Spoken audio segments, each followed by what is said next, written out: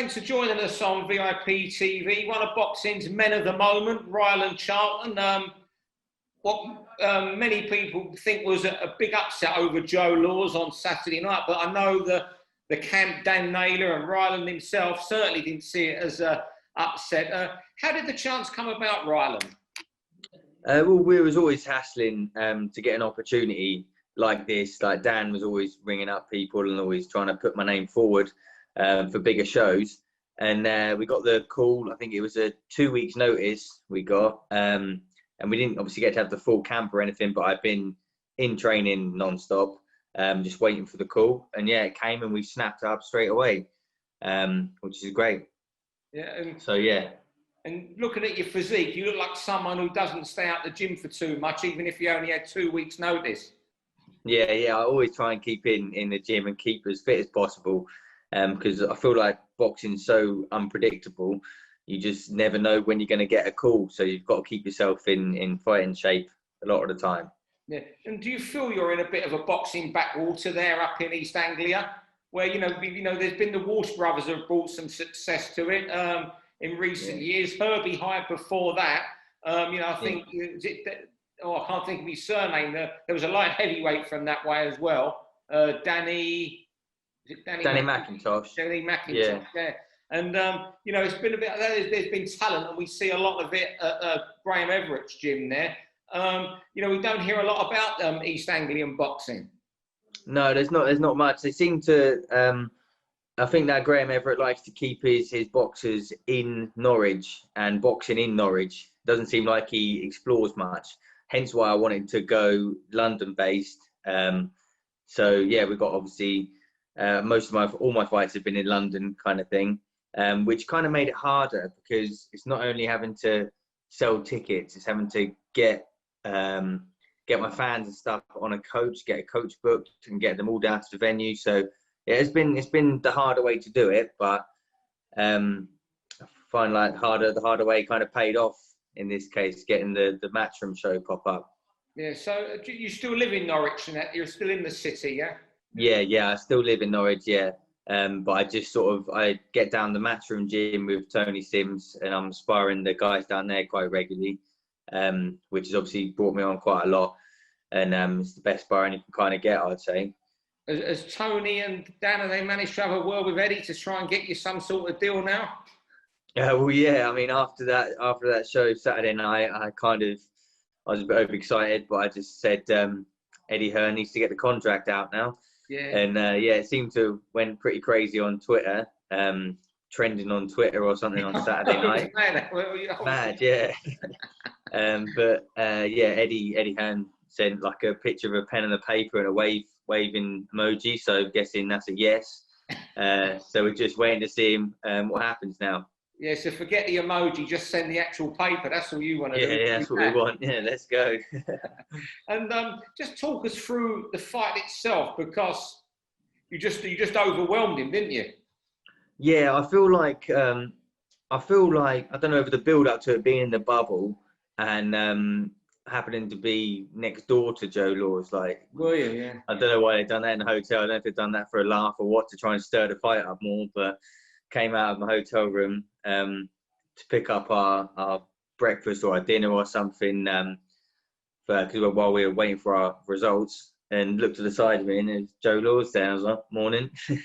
But I feel like being in the bubble with him, I felt like I mentally got into his head maybe a little bit, just by being so chilled out and calm, because I didn't feel much pressure for this fight. I just thought, this is a fight that I know I can win, and I feel like I maybe transferred that energy over to him, and he felt a little bit. I feel like I thought he was going to come across boxing a lot better, but I feel like he just, I don't know, it wasn't really.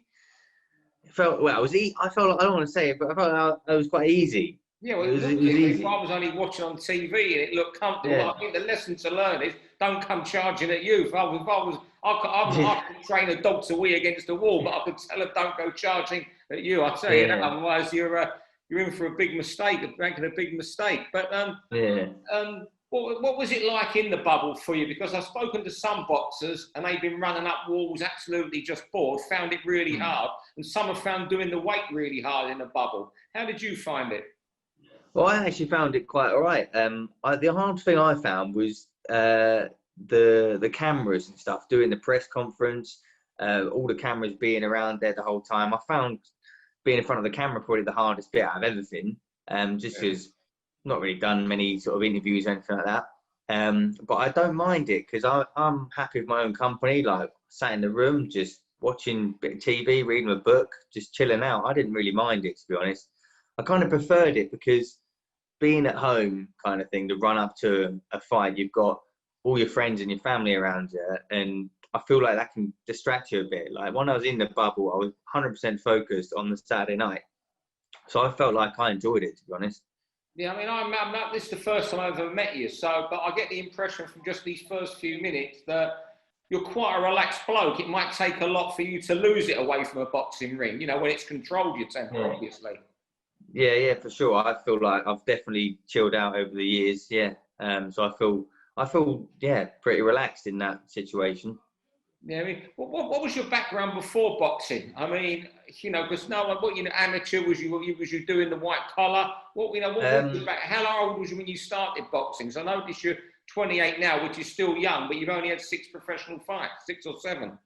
Yeah, well, I was boxing when I was about 14. I started boxing. I had 50 odd fights as an amateur. Oh, wow. I didn't really ever take it too seriously as an amateur. I used to. I took it seriously up till I was about 20. Then I'd had about 27 fights, and then I ended up going off traveling and seeing the world. I'd come back, and then I'd settle down for a season. I'd have 4 or 5 fights. I'd go off again for the next season, go off traveling. Then I'd come back for the next season. Then I'd have another load of fights. I just kind of dipped in and out of it. So I never really stuck to it. I mean, I got to Eastern Counties champion in the novices a few times. I got to the final in the Turkish Box Cup. I got to the semi-final in the Haringey Box Cup. I got in some few little championships, but I never really 100% focused on it. I was always traveling. I'd sort of just like traveling the world, coming back, having a few fights, going away again, just like that. Tell us about your backpacking or traveling. Oh yeah, so I used to go. First trip was to Thailand. I went there, stayed in Thailand for 3 months. Then I went to Australia from there, stayed there for 6 months, and then came home, had a few fights, went back out to Thailand, lived in Cambodia for 6 months, lived and worked out there. And then, yeah, while I was out there, I wasn't really doing training or fitness. I was probably doing a bit too much drinking, to be honest, and sunbathing. But and then, yeah, where else have I been? I've been to Thailand now about 6 times. I mean, Asia, went to, all the Southeast Asia. I went to Malaysia, went to Indonesia, Sri Lanka.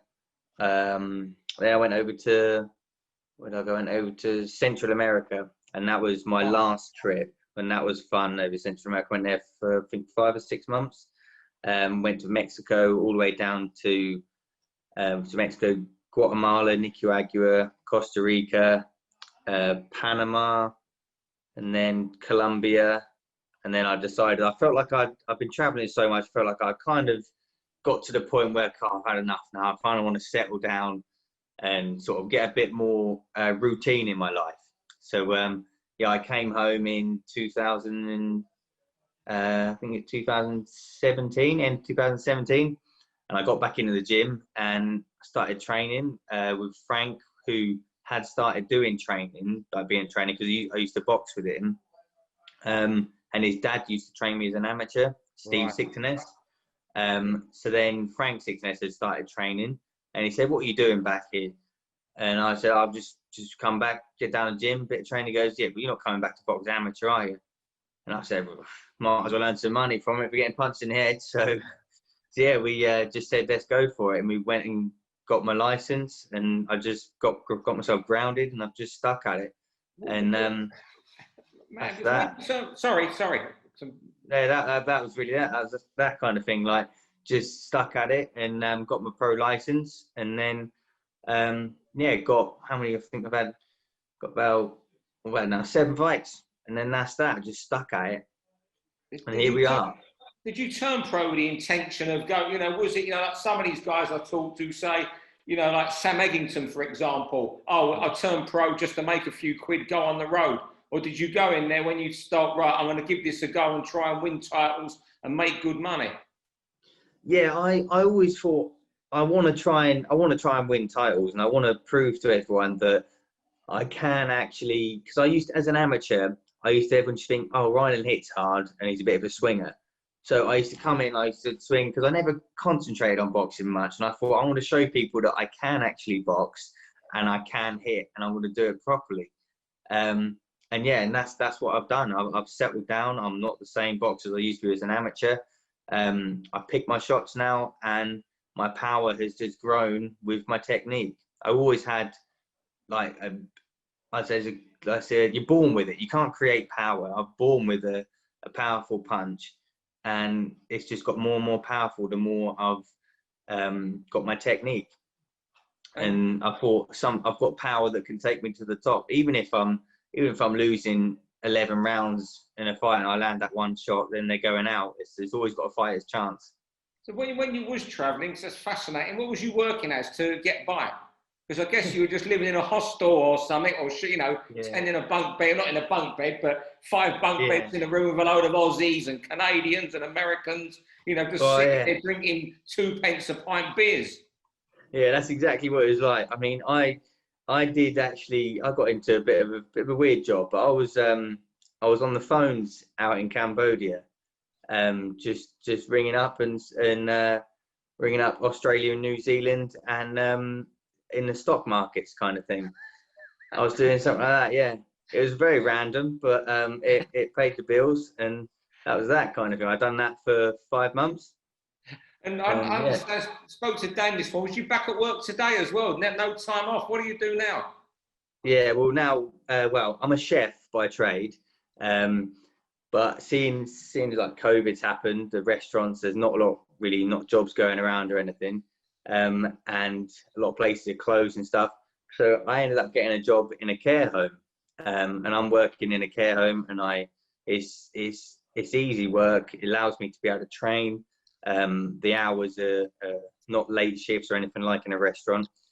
So yeah, I'm just working in a care home. I go and I cook 2 meals a day for the residents there, and it's not exactly good food, as you can imagine. It's the typical cottage pie and that sort of crap, but something soft so they can swallow it.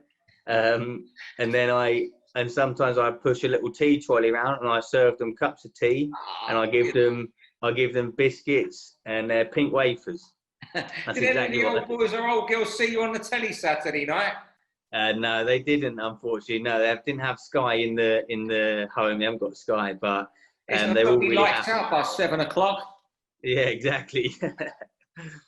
Before we let you go, you look at survey the domestic scene. Chris Jenkins, Joe Kelly, Chris Congo, Echo Asserman. How long before you're mixing with those sort of guys, or before you're in with those guys where you're being seriously to win? So, they're still a little bit ahead of you. It's certainly in experience-wise. Yeah, for sure. They're a little bit ahead of me, but I mean, I feel like after Saturday, I feel like I'm not far away from it. I just need to wait and see what happens with Matchroom, and wait until Eddie just lets me know what he wants to do with me, kind of thing. So yeah, I'm more than ready for anyone, I'd say, in my weight bracket. But I obviously stepped up a weight class with Joe Laws. I normally fight a light welterweight, but yeah, I stepped up for that one, and I felt comfortable at the weight. I did feel his size; he was a bit bigger, but was no hassle. So yeah, I want to just see what happens, see where Eddie wants to put me. So you'll go 140, 147, wherever the chances are. Yeah, for sure. Oh, well, you know what? It's been great talking to you, and hope, we've given a little bit of insight to people who don't know a lot about you away from boxing. You've got a lovely story there with going on the rampage around Cambodia and Thailand and working with a care home. And I hope people see it and get to know you a little bit more through this, because Everyone Awesome. liked you on Sky, it seems, Saturday night. So let's hope Eddie gets rid of the emojis and gives you a contract, and in a few months' time, or in a few years' time, there's a few noughts on it, so you can fly back to Thailand first class instead of that'll be nice, wouldn't it? That'll be lovely, yeah. Thanks very much indeed, Awesome. Rylan. You're a gentleman. Thank you very much. Cheers. Bye-bye. For all boxing info, news and latest interviews, amateur and pro, across the north, click and subscribe. VIP Boxing Promotions. Also, Twitter, Instagram and Facebook.